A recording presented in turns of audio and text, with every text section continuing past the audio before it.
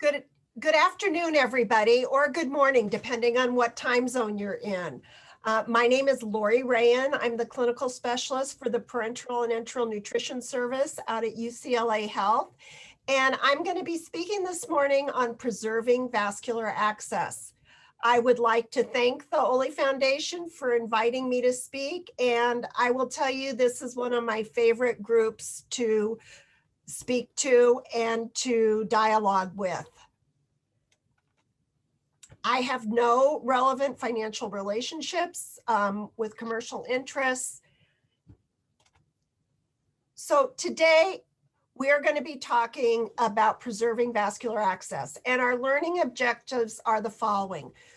I want us to walk away and be able to identify best practices for vascular access preservation through optimal vascular access selection and placement, optimal vascular access care and maintenance practices, and optimal catheter salvage practices. So before we dive into the specifics, why is preserving vascular access so important? Well, you know, it's no coincidence that the newsletter for the Oley Foundation is called the Lifeline. This vascular access is your lifeline when you are dependent on parenteral nutrition on a chronic basis. Central venous catheter loss and complications add morbidity, which is a fancy way of saying add complications to your life. They increase your risk of mortality. They have a negative impact on progress toward therapeutic goals. When you have a complication with your vascular access or lose vascular access, you may not be able, you may have interruptions in receiving your parenteral nutrition. You may be exposed to medications such as antibiotics, which may impact your absorptive capacity, may change your microbiome, so it changes your absorptive capacity if you're working toward weaning off TPN. It can put a fly in a lot of the works. It increases the costs of care. Every central venous catheter infection adds $35,000 to $50,000 was the last quote in the literature to the cost of a hospitalization. It increases hospital days, and it has a definite impact on your quality of life. Every trip to the emergency room, every hospitalization, every interruption in therapy really impacts your ability to move forward with the things in your life that really are your priorities and make life worth living. So it's your lifeline. I will just give you a little background. When I have been working as a nurse for, it's over 40 years. And when I started working as a nurse, I worked pediatric at the bedside, and it was really at the first generation of kids that went home, and kids and adults that went home on parenteral nutrition. And it was really the first generation of folks that were discharged from the hospital with indwelling central venous catheters. So to this day, I am the subject matter expert at my hospital on vascular access. Why? And people now, sometimes if they don't realize the history, say, why you? And I said, because the parenteral nutrition population, the chronic parenteral nutrition population are so dependent on reliable vascular access that it is a priority in this organization that we understand the best practices for maintaining these lines, preserving these lines, ensuring that these lines are rescued when they need to be rescued, so that our folks can continue to live and thrive. Very often, it's a very unique perspective, because many times when people get central lines, whether it's for on cancer therapy or an acute illness, people think in terms of vascular access as more of a short-term thing. They think 4 to 6 weeks. They think, maybe 6 to 8 months. They're not thinking years and years and years and even a lifetime. But this is the perspective that the home parental nutrition community views vascular access for. So that's why I think it sometimes is our colleagues in interventional radiology or infectious disease, when we get very, very assertive about maintaining lines, about line placement, they're often kind of taken aback because they're not used to that perspective. So how do we ensure that every central venous catheter has a long, happy life? So as I was getting ready to prepare this talk, I was thinking that there's really 3 buckets. There's really 3 buckets that we need to think of in terms of making sure your central line has a long, happy life. Number 1, it starts out with making sure you have the right line for your therapy needs. The next bucket is making sure that that line receives the right care. And that's the right care by caregivers, whether it's professional caregivers, whether it's yourself, if you are your own caregiver, or if you are a family caregiver for an individual with a central line. It's ensuring that that line receives the right care. And finally, our final bucket is the right salvage. Are we making the right decisions about how to maintain the line, about how to prevent line removal when it may not be necessary, about how to prevent, salvage lines that are infected or maybe damaged.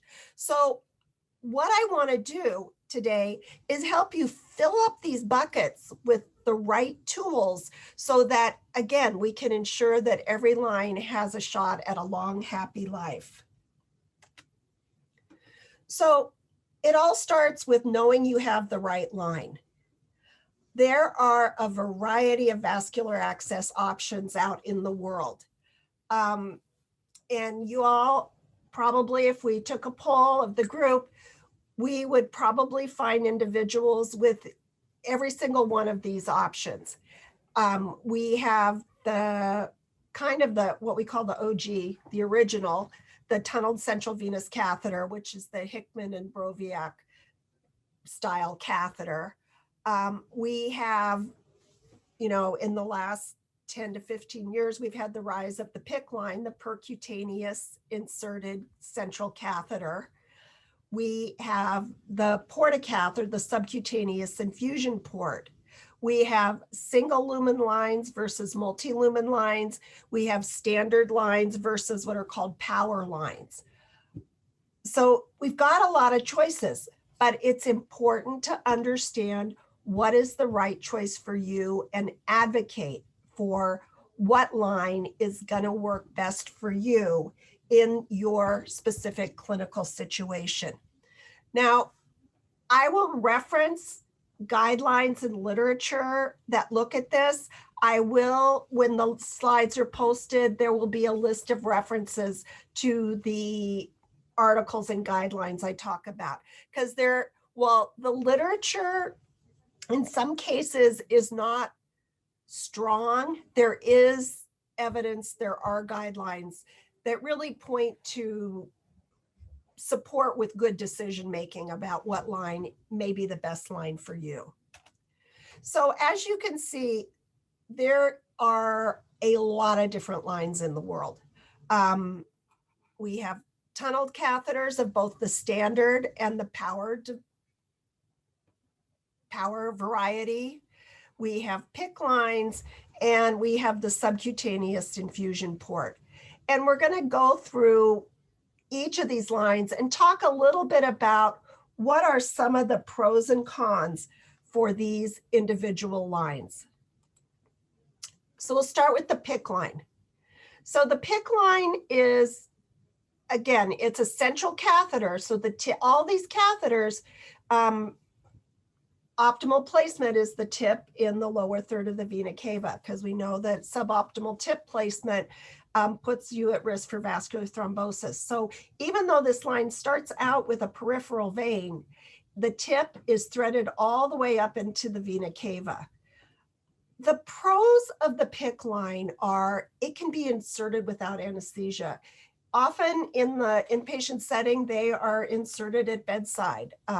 They can be inserted by certified RNs or physicians.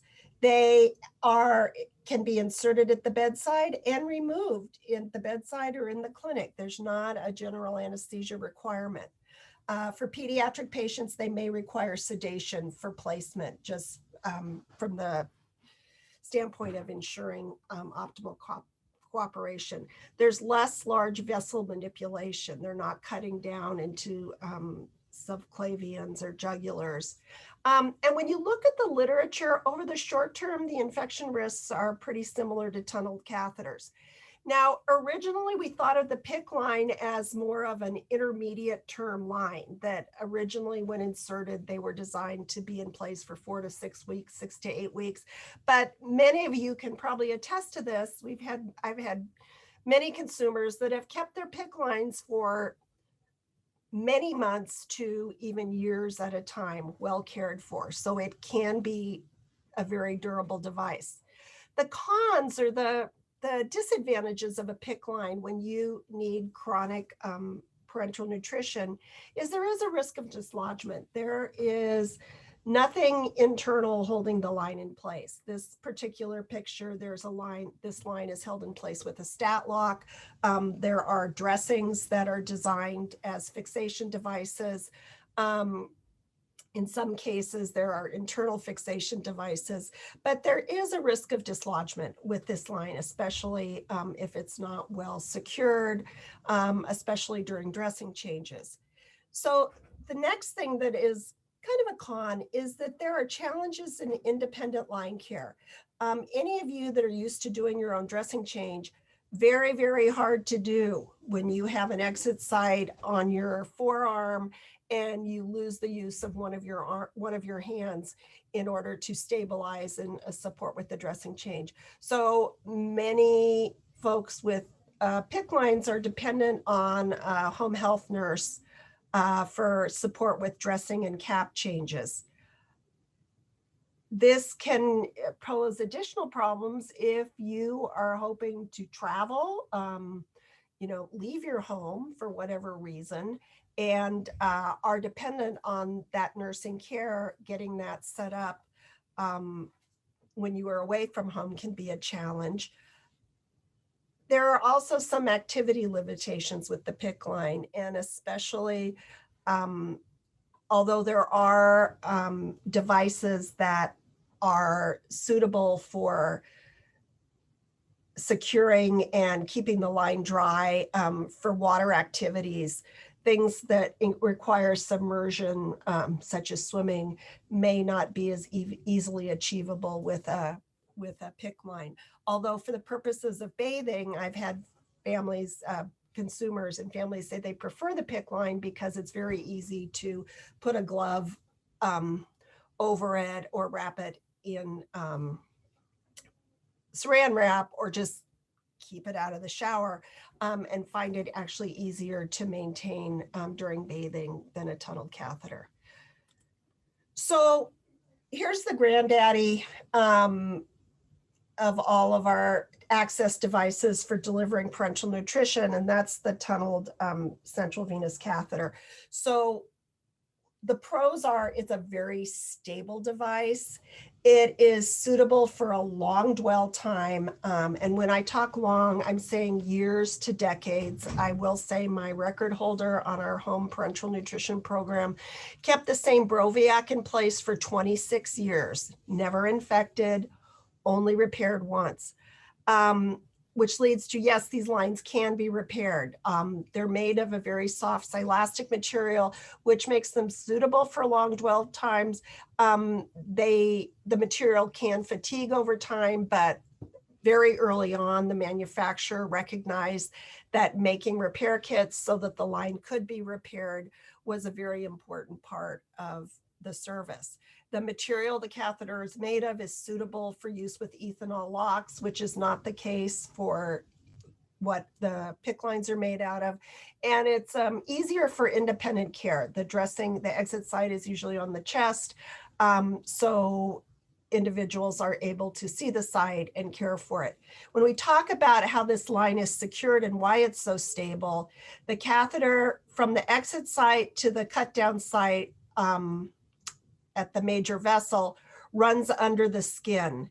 And on that's called the tunnel. And in that tunnel, there is a small piece of Dacron. It looks like a little piece of felt that sits in the subcutaneous tunnel. Scar tissue forms around that cuff, and that is what stabilizes this line in place. So individuals are able to be extremely active with this device in place as long as it's well secured to prevent pull,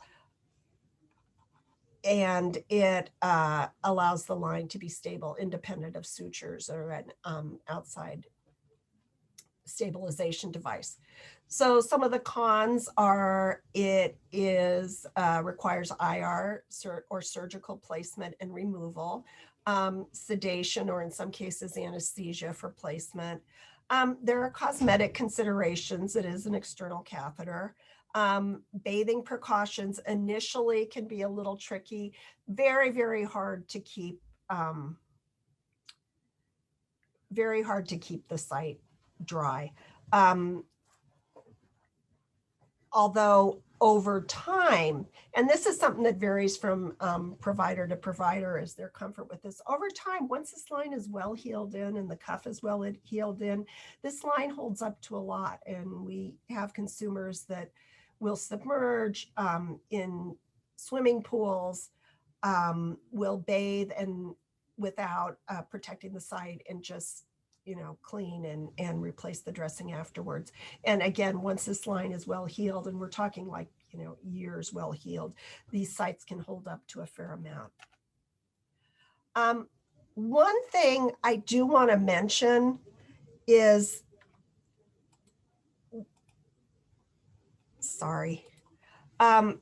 we'll get to that in a minute. So the subcutaneous infusion port, or the Portacath, is another vascular access option.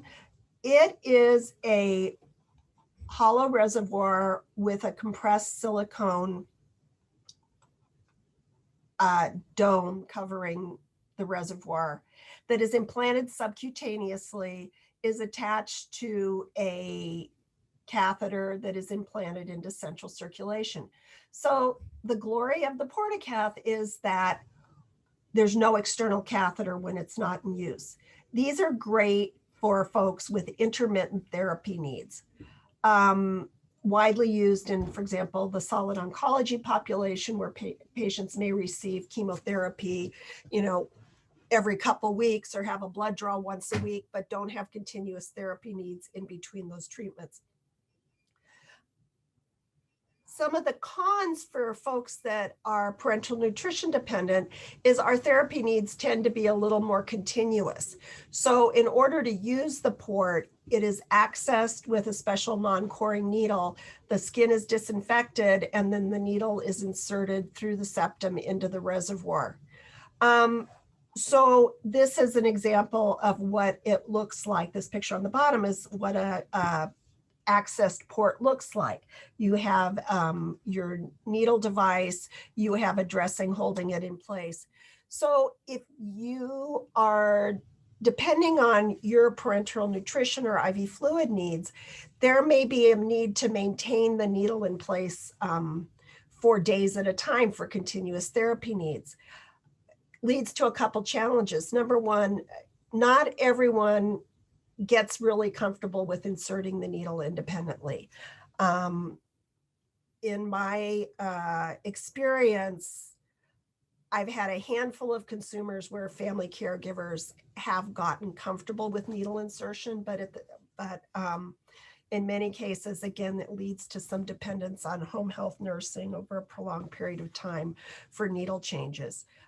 When the needle is maintained in place for continuous therapy needs, you're sort of in the same situation as having an external catheter, but maybe an external catheter that's not as stable as a tunneled catheter. And when you look at the literature, infectious complications reported as higher in the chronic TPN population.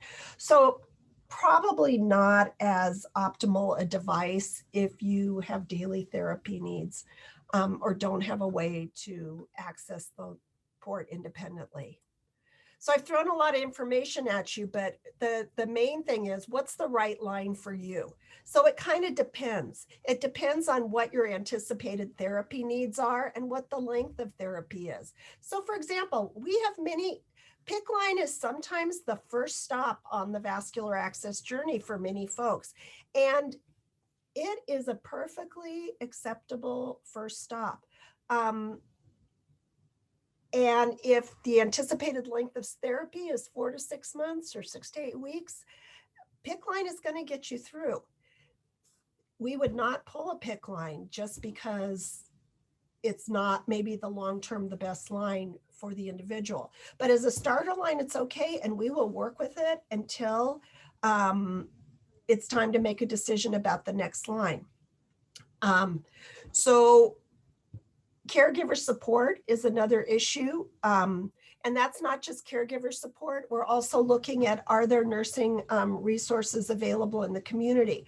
In some of our communities here in Southern California, we call them home nursing deserts. There are not home health nurses available. And so sending an individual home with a line that maybe they can't manage independently is not going to work. So we may say, depending on that, we may go to a line where the family can manage the line independently.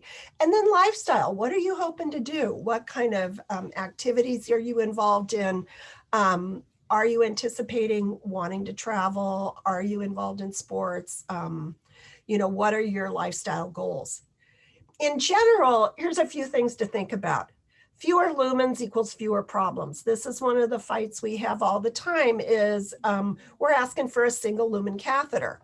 I'll tell you a story. I had a client a few years ago, had been on chronic TPN, probably been on for about 20 years, had to have a line replaced and, was very clear in her initial discussion with the interventional radiologist that, she discussed it, we discussed it, single lumen catheter.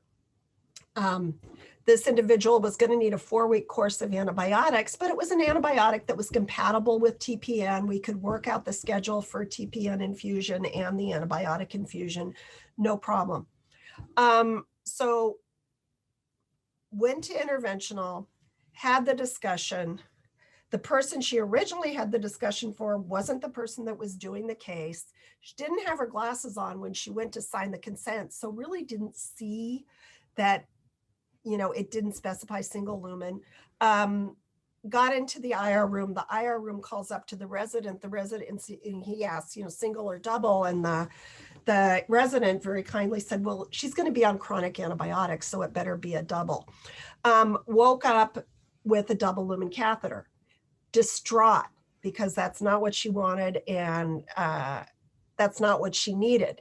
The resident said, but she's going to be on chronic antibiotics. And in the resident's mind, chronic was 4 to 6 weeks. In the patient's mind and in our perspective, chronic is 4 to 6 years. So we're looking at, it's sometimes balancing short-term needs versus long-time needs.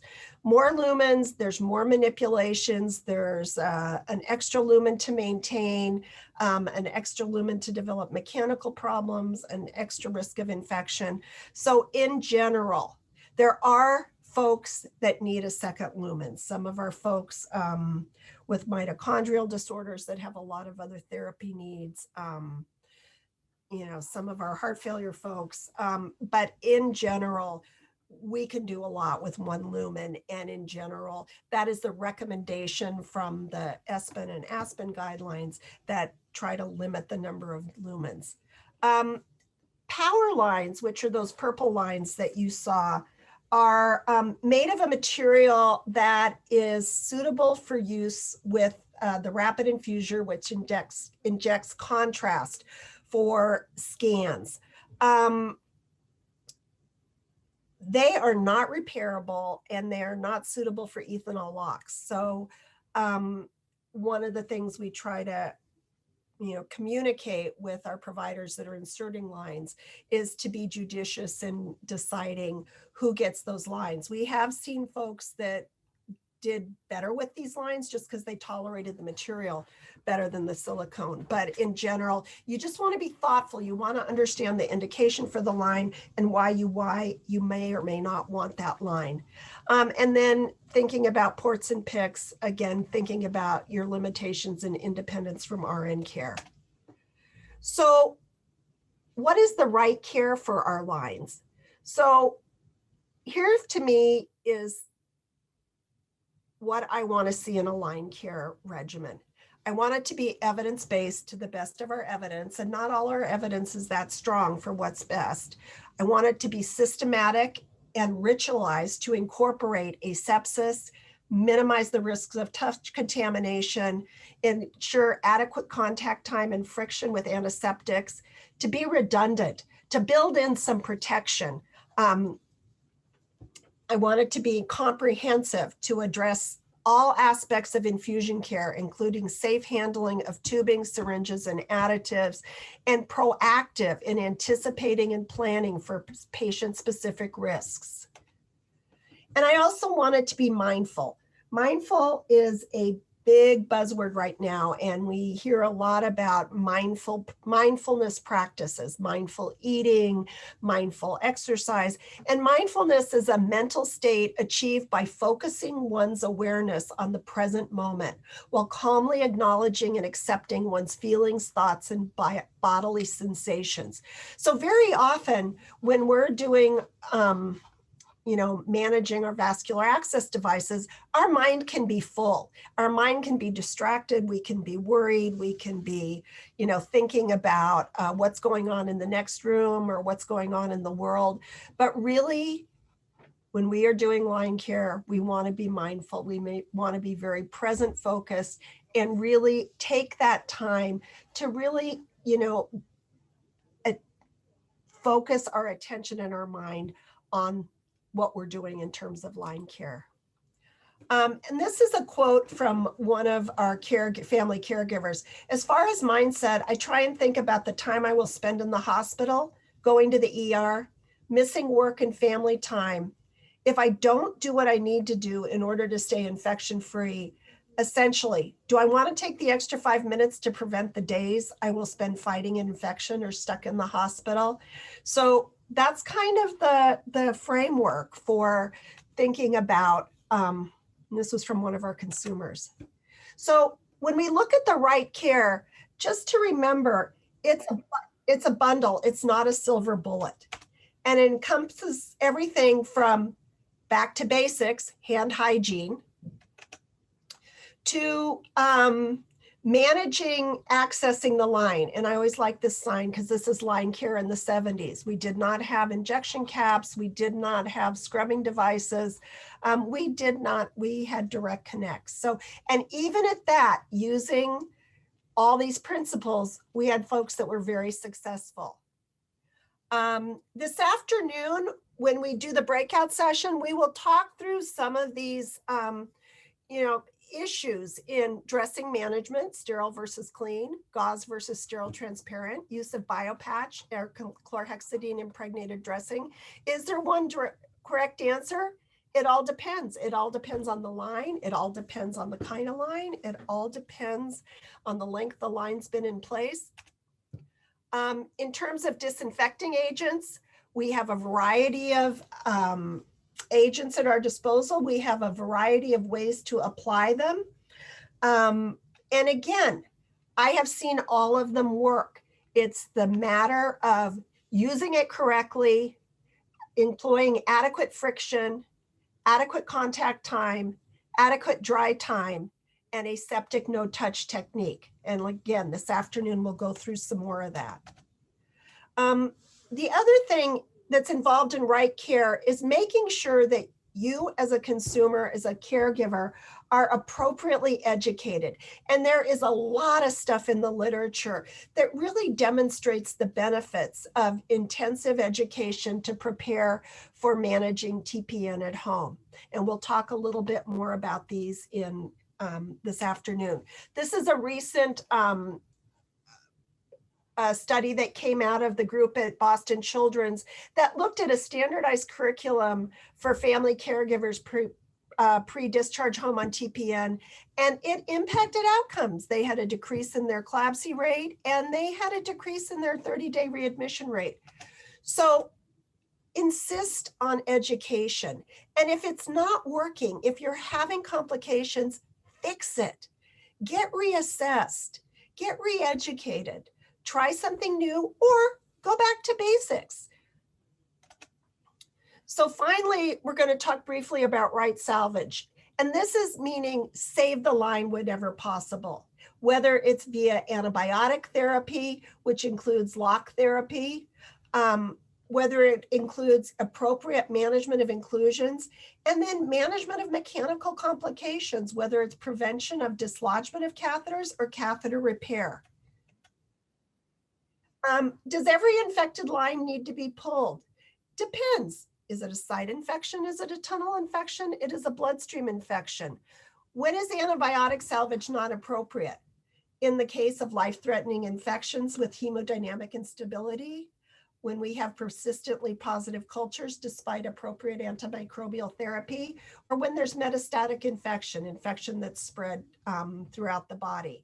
Salvage is less likely to be effective in the case of fungal and tunnel infections, but there is a good body of literature from 20 years ago and currently that demonstrate that in the majority of cases, catheters can be salvaged. Our group published in the 90s where we had a 64% salvage rate, and more recently a group out of the UK showed a 72% salvage rate. So our infectious disease colleagues sometimes want lines,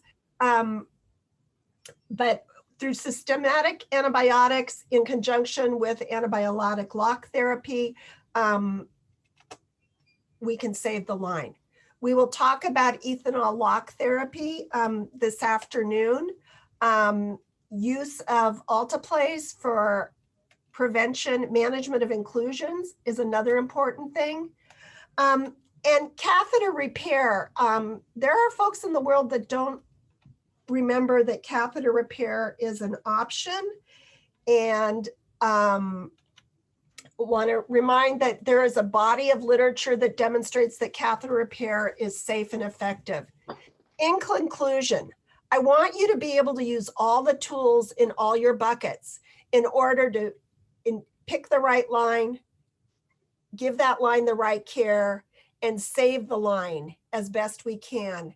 And with that, we have an opportunity to let our line live long and prosper. Thank you.